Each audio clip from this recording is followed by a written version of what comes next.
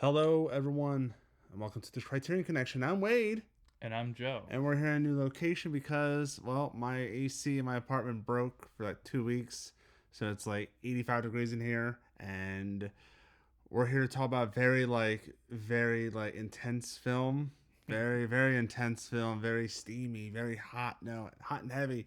We're here to talk about 1963 Charade, Mm-hmm. starring Audrey Hepburn and Cary Grant. Also has Stanley Donen as the director And producer. and producer. He did like Singing in the Rain, Mm-hmm. stuff like that. This is written by Peter Stone and Mark Bem, who wrote a short story called the Unknowing Wife, Mm-hmm. which is what this is based off of. They wrote their own screenplay for it, and then it became this. Yep. It's a noir thriller romantic comedy, kind of has elements of all kinds of stuff going on. Sounds about right. It also has other well-known actors like Walter Matthau Yeah, Walter and Matthau. and George Kennedy. George Kennedy. Both have been in Dennis the Menace movies. James Coburn Yes. is also in it. Yes, they're both. James Coburn has not been in a Dennis the Menace movie, as far as I can tell. But it's basically Audrey Hepburn plays Regina or Reggie, Mm-hmm. and her husband, who she don't really know much about. It's definitely like kind of like a. I assumed it's a very new marriage. That's what's interesting. So we start out knowing that there's a bit of rockiness and a disconnect between her and her husband. Was it Charles? Charles. Yeah. And she plans on divorcing him when she gets back from vacation because she feels like the love isn't there anymore. So she's kind of like a hopeless romantic a little bit. A little. It kind of sets her character up a little bit because of what happens as the movie progresses. Yeah. Well, yeah, come to find out, she returns home only to find nothing in her home. Yes. Everything is gone, Yeah. including her husband. Yeah. Well, her husband is. Well, yeah. we find out. We find out what happened to her husband. Sort of. He real dead. He dead. He real dead. But and yeah, also she comes back and finds her entire apartment empty besides her bags. But she met a very nice man over in I don't know, it was like the ski lodge. Yeah. Cary Grant. Yeah. We're just gonna call him Cary Grant. Yeah. Was Peter. it Peter Joshua or Joshua Yeah, Peter? Or Peter something? Joshua. Yeah. And she goes to the funeral for her late husband, and 3 people show up. 3 men. Yeah, show it's up. her and her like nanny. Yeah. Or housekeeper or whatever, and then the inspectors in the back, Yeah. and then 3 random dudes who come in one by one, which I always love the way that worked because it introduces you to these characters, very different guys. Yes. But they come in, like they walk in, and each one of them has like a different test to see if Charles is actually dead. George Kennedy has probably the best one where he just shows up all angrily and Pokes him, and then he leaves. Yeah, he just storms off. He doesn't just leave. He storms off. Yeah, like James Coburn, like his character pulls out a mirror and puts it under his nose to see if he's breathing. Yeah. And then to make sure he is dead. And yeah. Spoiler, he's dead still. He real dead. He don't come back. Dead as a doornail. And basically, there's this thing where Charles had money. She learns from the FBI inspector, but also the inspector tells her that her dentist appointment got rescheduled. Yeah. Yeah. It got changed. Which, like, there's parts of this movie that's like a plot hole, man. There's like comedic stuff to it. Like the beginning of the movie, she's like sitting there and there's like a gun on her and it's a squirt gun. And then we're introduced to the CIA agent Bartholomew. Walter Matthau. I don't know if he is CIA because he works at the embassy, but I think he works with the CIA. Yeah, he works with the CIA, and Walter Matthau. He's like obsessed with how his shirt is. He's offering His tie, sandwiches. He's yeah. offering sandwiches. He He's doesn't very, take anything really seriously. yeah, he's very quirky for a reason. Yeah. I don't want to get into all the specifics of every character. This is a very kind of, I'm going to use the word noodly. It's a very noodly, like, noir plot. Like, Yes. you just, there's so many twists and turns. And come to find out, her husband, the inspector reveals, like, is this his passport? Yeah. Or And what about this one? And this one? And he has, like, 4, 5, 6 different passports with different names. And come to find out, he's, like, a spy, an agent. Can't say spy here. But he's basically like a CIA agent, spy, operative. And it turns out like everybody's after him because he has this money that he supposedly stole from the government. And they are all of them are pretty. If I remember, they all know each other from the war. They're all they were all wartime buddies. So all the guys that are brought up in the picture, they were all in the same unit. And I think they all participated in this heist of some sort. And the government wants their money back. The guys want their share of the money because they know he hid it. And there's just all of this like mix up and just people trying to screw each other over. And poor Regina, she lost all of her furniture. And now she is in this weird espionage. Yeah, she's in a completely sucked in. This is so like it's really funny to have Cary Grant as well in here with the North by Northwest connection. Yes, where it's just like I just kind of stumbled into this. Yeah, I don't know why, and everybody's like, you know where it is. Yeah, you know. Don't lie to me. You know where the money is. Like, okay. I have no furniture right now. She's like, I didn't even know his name. And they're gonna kidnap her nephew. Was her nephew Jean Louis? I think it was his name. Was that was it the housekeeper's son?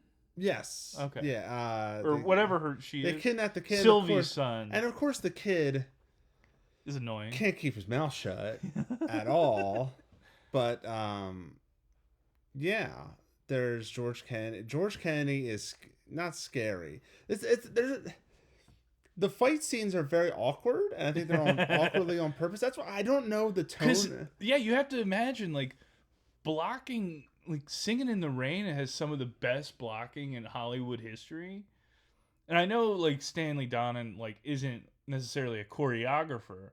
But he's still a director. Kelly helped a lot of that stuff, but he's still a director, and he knows how to block stuff. So, like, having these really awkward things happen, it's just, like, it has to be on purpose. That's what I'm thinking. There's, like, parts where I think it's, like, comedic on purpose. Like, it's making... It's, like... It's not... But it's serious enough to where it's a noir film. I feel like it's just, like, a really lighthearted... They're just having fun. Version of a noir movie. They're just having fun. It's so it is a baffling like combination of things. Yeah, I do want to say one thing. One of the biggest highlights of the movie, probably the biggest highlight period of the movie, is the chemistry between Cary Grant and Audrey Hepburn. Cary Grant's so good too. They're so good, but they have such good banter with each other. She was like, I'm not proposing. Yeah, it's just he's like. Maybe I'll spank you, and she's like, maybe I'll sock you in the nose. Like it's like fun little banter. Yeah, they go really back and forth really well, and those two, it is like really nice, like to see that chemistry between two actors who are just able to like the dialogue goes so far, but like they actually have that like ping pong, and they know how to work off each other is great. Yeah, for sure. And like, I do find she was a little very gullible, but I feel like for the character, it makes sense. It makes sense because she's not really worldly. Considering how much Cary Grant changes his, you don't really trust Cary Grant throughout the film. He's the one that they don't know about. Yeah, it's just a really interesting, like, kind of wild ride of a movie. Yeah, and and Cary Grant's just so charming. It's the Cary Grant. It's the Cary Grant's.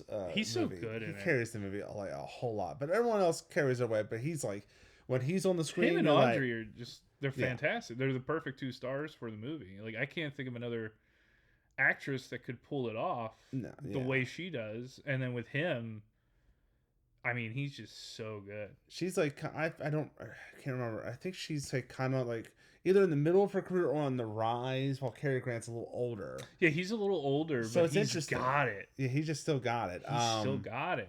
I do want to get into spoilers real quick. Okay. Spoilers until this time.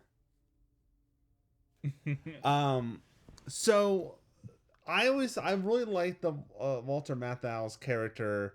How he's quirky and like, this is a weird CIA embassy person, to where like he's just like so odd and quirky. He's also maybe just kind of a bumbling idiot. Maybe that's the character. Turns out he is not the embassy person, because there was a great reveal. Yeah. Of she calls the office like, please get a hold of him. Please Henry. I believe his name is Henry or something like that. Yeah. Please get a hold of Henry. And then they show a shot of the hand picking up the phone.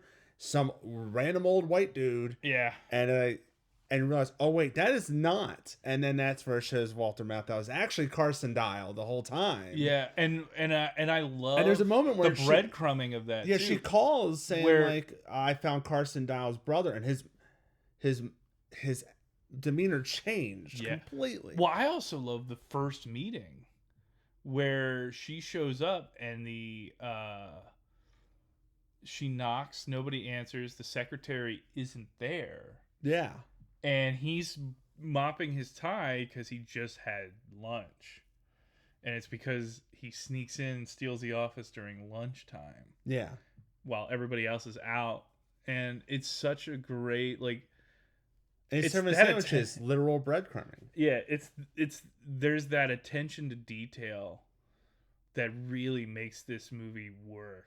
Yeah, he's so quirky. Like you think he's one of the good guys, but then when he does the turn, he also is very good. He makes that turn, and he is, he's interested in the money. Yeah, as he portrays the government being interested in the money. Yes, because he's interested, and he needs her to report to him. Yeah, and then like all of the other turns that happen throughout the movie, the reveal of the stamps, so that the money is in the stamps, and how both. His name's Adam at that point. Cary Grant's character's name's Adam. Yeah, Cary Grant's character. And Tex, the remaining guy, both figure it out. Yeah. And then she figures it out, and it's a real fun little cat and mouse. It's not like No Country for Old Men where it's tense and so intense. Yeah. And anxiety ridden. It's not that. This is just a fun little thing, and it has a little happy ending at the end where he reveals his true identity. Yeah. For the fifth, sixth time, Cary Grant reveals himself. And turns out he is Kershaw. Who is Kershaw again? I completely forgot. There's so many people. He wasn't Kershaw. He was someone. He's the real CIA liaison. Yeah. And he does like a weird, like, goofy face at her and stuff like that. Like, he tells her, he's like, "Hey, I can't go in yet, but like, let me know how it goes." And then she goes through, talks to the secretary, and she goes, "Okay, yeah, you can go in." And he's in the office, and he's like, "Ha, it was me." And they play that note of like, "Are you married?" Yeah, the callback. Divorced? No. And then that's him. Spoiler, proposing to her. That was a cute little moment. Yeah. I do love there's one line she was like, I think that's why it's like it's supposed to be a comedy too. She was like, "I love you, Adam." "I know you said that." "No, last time I said I love you, Alex." "Oh." So, I mean, I had a lot of fun with the film. Would you recommend the film to the general audience? It's on Prime, Tubi. You also can rent it. Yeah, it's for free on Prime. I would definitely, like, I'm already like, when I saw the name Stanley Donen, I was like, I know this name. I know it. And finding out it was Singing in the Rain. I love Singing in the Rain. Great film. It's fantastic. It was one of my favorite movies growing up. It's so good, and I was like, no wonder. Yeah. No wonder why like I enjoyed this. And then you see the cast, and you're like, yeah, and like I wasn't sure like when I started seeing the names pop up, I'm like, yo, there's a lot of like big name actors in this, and I'm like, wonder what we're setting up here. Like, what exactly are we gonna see? And the way it unfolds, it's just really fun. It almost reminds me of like a Big Lebowski. Yeah. And it just has those elements where like Big Lebowski kind of leans further into the comedy and the farce of it all. Yeah. This one just kind of settles in its like it just settles in its own little weird nook. It's quirky. Yeah, it's a quirky and I really enjoyed it. I think it's a fun time. I think anybody can watch and enjoy it. It doesn't feel that dated. No. Because it's just like I don't know. There's enough. You know what it is? It's almost like a Wes Anderson movie. Yeah. Where it's got these weird quirks. Yeah. And it works. But not too quirky, because Wes Anderson films can be a little too quirky. Yeah. I'd also recommend the film to the general audience. I had a really fun time with this. Yeah. Like a really, the first 10 minutes, I'm like, I'm in. It's fun, and I did not get tired of it. I didn't wear out its welcome. It was super fun. It's a brisk, hour and 50 minutes, something like that. When she returns home to Paris, and she opens the door and there's nothing there, boom, that's a huge hook. Yeah. And it's like you're finally in, but it only takes 5 minutes to get there. Yeah. I mean, you already have that nice little banter between her and Cary Grant, and then they both realize oh yeah, I'm also going back to Paris tomorrow. Yeah. And it just it just seemed to work. And I love when they reveal him in Paris, where he's just completely in shadow. Yeah. And so ominous. And he's like, I told you I'd be here. He's in shadow. And she's like, how do you know? And he's like, oh, I looked you up. And tells the audience you can't fully trust him because he's in the shadows. Yeah, he's so great. good. Yeah, he's great. Yeah, that's our thoughts on Charade. Mm-hmm. That's 2 recommendations from us. Go check it out. Right now, as of this recording, it's on Prime for free and on Tubi, and you can rent it if it's not there anymore. Sometimes they take it off after a while. Also, at time of recording, there's the Barnes & Noble sale that's 50% off Criterion. Amazon following suit with a lot of their selection as well, so they're also selling them for 50% off. A lot of them. I mean, I've been eyeballing stuff, and then I'm like, I'm also saving up for a wedding. I don't know what I should do here. I'm probably gonna buy a Criterion, and my fiance is not gonna be too happy. I'm kidding. She'll be okay with it. Be sure also in the comment section below, tell us what you think about Charade, but also tell us what's a wish list of movies that we should review, and also what's a wish list of movies that you're gonna buy off that. Those Barnes & Noble sales, those flash sales they do. Let us know in the comment section below. Like, subscribe, and share. And follow us on Instagram, Condish Productions. Check us out on Letterboxd. Just search Criterion Connection. You'll see all the movies that we've done, the 250 plus movies we've done, and see what you've watched. So, until next time, I'm Wade.